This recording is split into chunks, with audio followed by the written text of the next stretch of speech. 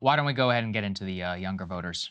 Yeah, so this actually jumped out at me in the last New York Times Sienna poll of the Democratic side of the race. I was digging into the crosstabs, and the numbers for Joe Biden among young people, 18 to 29 is the demographic category, are just really rough. Let's go ahead and put some of these numbers up on the screen. Here's his approval rating by age group.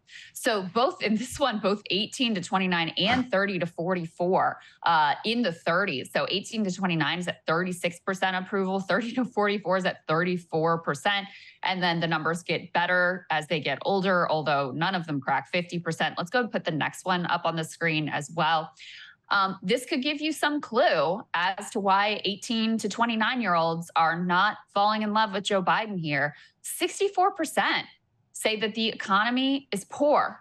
They rate economic conditions today as poor. 27% say only fair. And then you have, a very small single-digit numbers saying it is good or excellent. Let's go ahead and put the next piece up on the screen just so we can lay all of this out. Now, this was what initially caught my eye. They asked, okay, if the election for Democratic nominee were today, and this was among Democrats who are 18 to 29 years old, who would you vote for? Joe Biden gets about a third of the vote of young people. RFK gets 13%, Marianne gets 27%, and don't know is 26%. So if you put RFK and Marianne together, they are polling way higher than Joe Biden among 18 to 29-year-olds. And then you still have a quarter of the electorate that says, I don't know. So for Joe Biden, the president, to be getting 1/3 of young people behind him, now you can see why he's making some moves on student debt relief. Let's put the next one up on the screen. Regardless of who you prefer in the Democratic primary, do you think the Democratic Party should renominate Joe Biden? Again, this is among 18 to 29-year-olds. 17% say nominate Joe Biden, and 80% say nominate a different candidate. So listen, I know people say, oh, young people, they don't show up to vote, et cetera, et cetera. It's actually not true. In recent elections, that demographic, 18 to 29, has been showing up in much higher numbers than they historically have. They were really key in the midterm elections in forestalling a red wave. They've been energized in general in the Trump era. They were absolutely essential part of the Joe Biden victory back in 2020. And they have a scathing review thus far of the Biden administration and are actively evaluating other options to include, other candidates in the Democratic primary race and also potentially Cornel West in the general election. Yeah, when you add in Cornel West to this, you really see the young voter problem that they have and why they freak out about it. And also, I would remind, because the election was so close, if you just give margins just a little bit, both on young people, old people, black people, Hispanic, wherever, by taking others for granted, you're putting yourself in a very vulnerable position. And also, Biden doesn't even make an effort to speak to people. The president today is in Arizona. And I saw that he was going to sit for an interview. I said, oh, that's great. Maybe he'll get a question about Hunter Biden. It's with the freaking Weather Channel. That is that's who he's decided to sit with in Arizona. Listen, I'm not, I don't want to denigrate my colleagues at the Weather Channel. I'm sure they have some great questions to ask him about the heat wave, and that's awesome. But, the fact that that's the only one that he's going to be doing, or has done now, actually in weeks, as an actual interview, we all know what's going on here. He makes no effort to either reach out to people, to reassure people. That's why only 17% of the young people even want him to come.